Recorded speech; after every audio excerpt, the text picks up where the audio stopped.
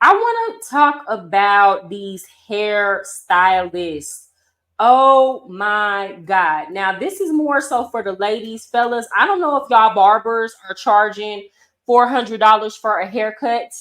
I've seen some, y'all remember back in the day when you could go to the barber college and get a haircut for $5. Now, I'm not saying that barbers should be cutting hair for those prices, because they gotta live and we don't want them to be destitute. I feel like, I watched my auntie grow up as a hairstylist, and she used to work at the Caucasian salons, but she could do hair, but she was also a licensed barber too. And I feel like my aunt used to struggle just to make ends meet doing hair, and she did hair for, going on 30 years now. She's done hair. And I feel like she didn't really have a lot to show for it. So I definitely don't think that hairstylists should be out here destitute. Free stream yeared connect me. Okay. I agree with you. Letting the mom take the kids. I feel like a lot of guys, men don't mind introducing his new girlfriend to the new kids, unlike the female, more conservative. Yeah, I think so too. And it just kind of depends on the female. Because if you have a trifling baby mama that's already kind of like out here before y'all had kids, she's still going to be quick to bring men around. But she was, loyal to that man for a long time. They were together for many years. Um, I doubt she's just gonna be bringing a whole bunch of men running through. Um, and also I feel like, again, it's just better mentally for their mental health for them to just go ahead and be with their mother. I think at a certain age, if they have sons, then that's fine for them to go with their dad. As long as he wants to actually father. Okay. But let me get back to what I was saying about these haircuts. Fellas, y'all let me know, how much do y'all pay y'all barber? Out here in Colombia, again, the cost of living is different. I saw a sign that you could get a haircut, the barber special, for 10 mil pesos, which is like $2.50.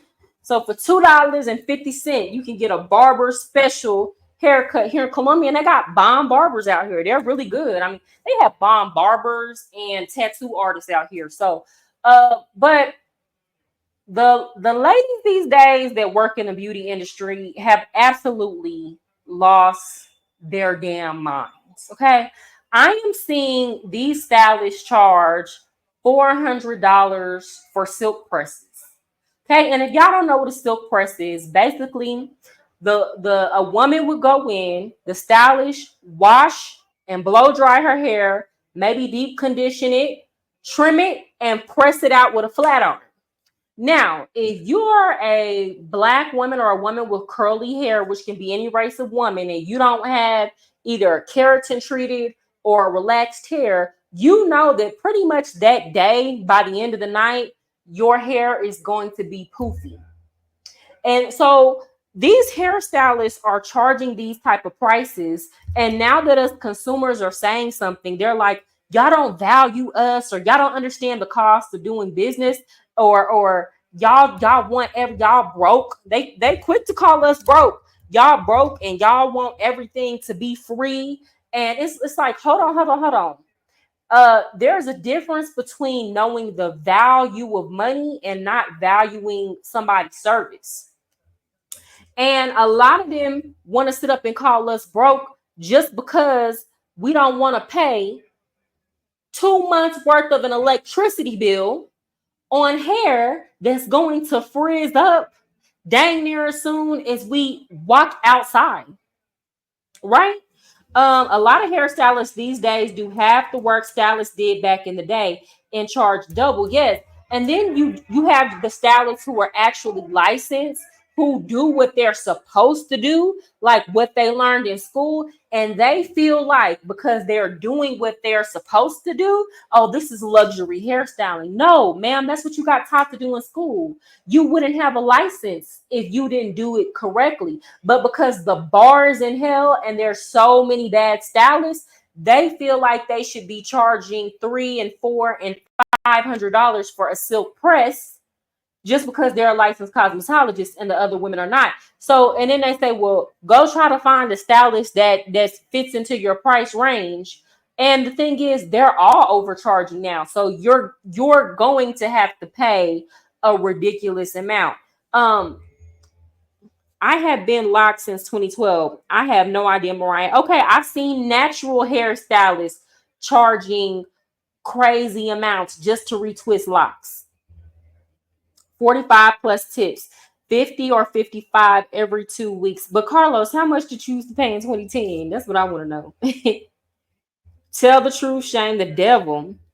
I remember paying 10 when my parents took me to the Mexican salons. Yeah, I remember them days. And again, inflation has gone up, the cost of doing business. I understand these stylists have to pay their salon fees and booth rent and things like that. But my whole thing is, okay, stop renting out places that you can't afford. Everything don't have to be a luxury experience. Damn, people just trying to get their hair done. And second, you're supposed to split the cost of doing your business amongst your customers. I've seen stylists charge, like for a wig install, charging $700 and $800 just for them to glue a wig onto you that is gonna look nasty and like you didn't bathe after you having it on for 3 days. It's gonna start lifting. And then when you say something about it, y'all just don't value us. No, I understand the value of money, right? So ain't nobody about to pay $800 for a wig install that's not going to last. So that's some people's rent money if they live in the hood. Too many chiefs, yeah.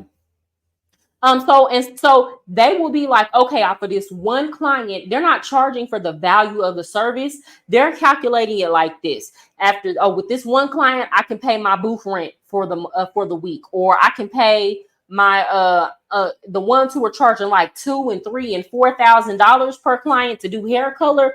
They're like, oh, I can pay my salon rent for the month. Like that's how they're thinking. And so you have all these stylists saying we don't value their work, and they're all charging these different astronomical prices. What is the true value of a service then, if it's arbitrary, if it depends on how the stylist feel? So I'm going to show y'all this crazy stylist who is in jail now because she tried to rip off her customer.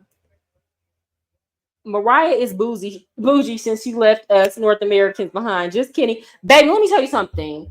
I go to my hairstylist here in Colombia, Manuela. Okay.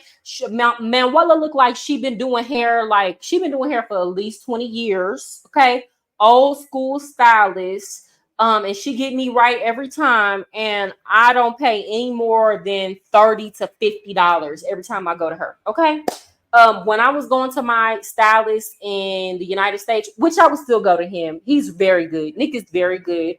He worked at Ulta. He didn't set his prices, but he always did a good job. But at Ulta, y'all, I was spending at least anywhere from $200 to $350 every time I was getting my hair done. And I wasn't, most of the time, I'd either be going there to get a deep conditioning, keratin express.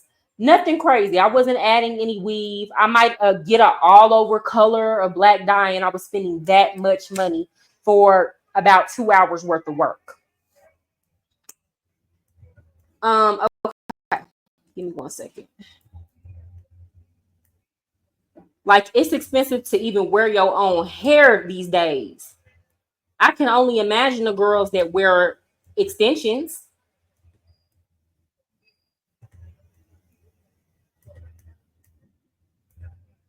All right.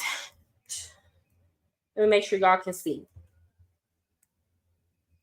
So this crazy stylist is in jail. The caption reads, B, you not going nowhere until you pay me. Hairdresser goes ballistic, allegedly puts scissors to customer's throat and demands more money. According to Law and Crime, on September 13th, the customer paid $50 as a deposit and $410 via Zelle, but was asked to pay an additional $50 before the service uh, conducted at Love My Hair Salon. Okay, so basically, it says before the service. So I guess the customer paid a deposit. Y'all know they all want a deposit now. That's a new school thing. I guess they feel like because they don't do walk-ins anymore, everything is by appointment. So if somebody doesn't show up to their appointment, then they don't have any more customers. Versus in a more old school salon, they didn't really do appointments. So it's just first come, first serve. Whoever is here first is getting their hair done. I think they should try to, well, I don't know, because it's hard to mix a walk-in salon and an appointment. So I know at a lot of salons here, it's like here in Columbia, you can set an appointment, but if you walk in the salon and it's not busy that day, they're there. They have the mentality of we're gonna be here regardless. We're here to do hair. So a lot of these hairstylists, they don't have the same hustle. They kind of feel like, oh, well, I could be doing something else. So I'm not showing up to the salon unless there's an appointment. But a lot of the times you don't get new clients like that, or especially if you don't have a big name.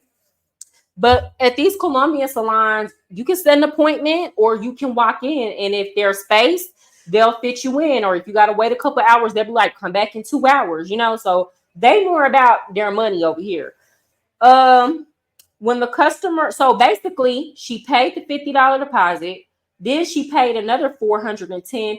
It doesn't say what she was getting done to her hair, but I'm pretty sure we might look at it and be like, that's not worth it. Unless it was braids. I feel like braiders have the right to charge those exorbitant prices because braiding hair is exhausting work. So it looks like she told the girl beforehand that she was going to have to pay an additional $50. They don't say what. The girl gets to the end of the service and decides for whatever reason she's not going to pay the additional $50. But here's the thing, it might have been reasonable. These stylists will charge you squeeze-in fees. Like for example, if it's Friday and you hit them up and you be like, can you do my hair tomorrow? And it's short notice. Instead of them just saying, no, I can't do your hair, I don't have the time, they feel like because you booked with them 24 hours ahead of time, I'm going to charge you another $100 or $50 as a squeeze-in fee. How do you want money or not? Do you want to work or not? Like what? You're not doing me a favor. And I guess I'm saying this to somebody who knows how to do my own hair. It's like, ma'am, I'm paying you for the convenience of doing my hair, but like, baby, it's so many other stylists here. I'm choosing to do business with you. Do you want money or not? What you mean, squeeze and feed? Not that's me in the mug shot. Yeah, like, do you want to get this money or not? I saw one story on Lovely T's channel where one of her subscribers was saying how a girl was pregnant and she charged an additional, it was either a $50 or $100 for doing customers' hair while she was pregnant. It's like, ma'am, clearly you gotta work. Like, clearly your baby daddy is not taking you off your job. Clearly you need some money, or you would just, if you're so inconvenienced by working towards the end of your pregnancy, you would just sit down somewhere, right? Or, your baby daddy would pay all the bills. Why does your customers have to take on the cost of you being pregnant? I don't know any other job where they subsidize you for being pregnant, or they pay you more than they pay the average worker for coming in and working while you're pregnant. Do you need a job or no? These people are crazy. Let's continue on with the story. When the customer questioned the extra charge, Ray allegedly became enraged, cursing and threatening the client with scissors, saying, Don't move because I got these scissors next to your face. She then reportedly blocked the customer's exit, declaring, B, you're not going anywhere until you pay me. So they can really get her on a kidnapping or holding a hostage charge for that. The client called the police and Ray was later arrested. Yeah, because you're in the wrong. People are going to look and see that she paid for the service, and it was probably some BS that she was trying to charge her for. Ain't nobody taking your side and behind that. And then you done held scissors up to her face. I mean, if you felt like you were getting robbed, call the police and show the police some documents that she signed or show that this was in your policy. But a lot of the times, y'all, if y'all call state board on these girls, like for example, even the licensed stylists who are charging for a hair wash and condition and dry, uh, well, a hair condition and wash. Well, you're required by law to wash people's heads when they come in your salon. That's supposed to be included in every service. So a lot of these fees that they're tacking on are illegal. And if you sued these hairdressers, they would lose in court. Ray was released on a $7,500 bond and is due to appear in court on October 14th. Okay, so you tripped over $50. Now you have to pay this high bond. Now you're gonna lose money. Them days that you gotta go to court, you could have been taking client people. You gotta know when to just charge it to the game. Honestly and truly, the girl got paid a lot of money. It was $50. You gotta know when you've won. Because whatever she did to that girl's hair probably wasn't even worth $410. That's the problem with people. They get greedy and they don't recognize when they won. And now she's sitting up in jail having to come up off of money and time because she decided she wanted to hold her client hostage over a $50 charge that was probably not justified to begin with. And that's what I'm saying. These new stylists are losing their mind. I personally feel like for the ones like this, we need to just send them back to their 9 to 5. And that's what's happening. I'm telling you, I'm seeing so many. First of all, the economy is bad. So many people are getting laid off. But I'm seeing so many barbers and hairstylists complaining that they're not getting clientele like they used to, and they don't understand. People would start coming back to them because people don't like doing their own hair, people don't like doing their own nails, people don't like doing all that stuff.